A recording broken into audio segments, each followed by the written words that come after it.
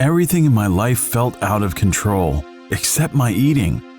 Everyone lied to me about my weight. They said I was thin. I knew that wasn't true. I felt empty, so I ate. Then I felt guilty, so I got rid of it. Once I started eating, I couldn't stop, no matter what anyone said or did.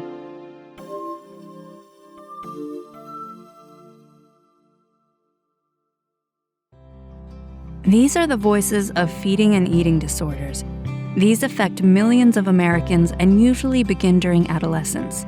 Self-image, food, eating, and body weight each become a source of serious anxiety for people, and they experience distorted thinking and behaviors that cause problems in their lives. These disorders can even be life-threatening. I know. One of these voices is mine.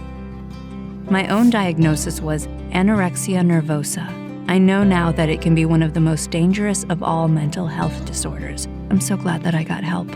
Anorexia is diagnosed when someone restricts food intake and loses weight until he or she is significantly below a healthy body weight.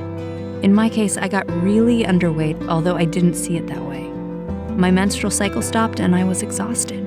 I didn't worry about those things because I also felt great.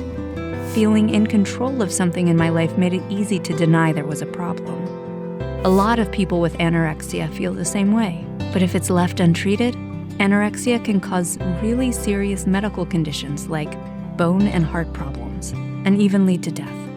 There are other feeding and eating disorders, including binge eating and bulimia nervosa.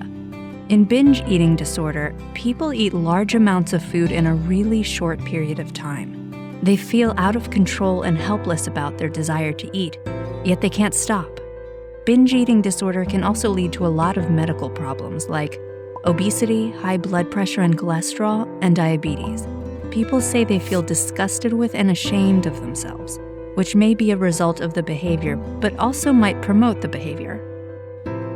Bulimia nervosa also includes binge eating. Feeling upset with themselves, people then try to compensate with purging behaviors. Purging can be done through intentionally vomiting, using laxatives, or exercising excessively. People develop problems with their teeth from vomiting, including worn or decaying enamel and pain, and can also experience a sore throat, dehydration, or stomach problems. As with other disorders, people with bulimia also feel a great deal of shame and try to hide their binging and purging. When I was a teenager, my parents got me medical treatment that included a stay in the hospital. I didn't want to at the time, but now I know it was the right thing to do. I was in a medical crisis. A dietitian worked with my treatment team to help create a healthy eating plan for me to follow. I also participated in CBTE, or Enhanced Cognitive Behavioral Therapy. It's specifically created for eating disorders and helped me change my thinking around food, eating, and my weight. I learned that I had a pretty unrealistic image of what I looked like, and CBTE helped me understand and slowly change it. My family was also involved in my treatment, which really helped.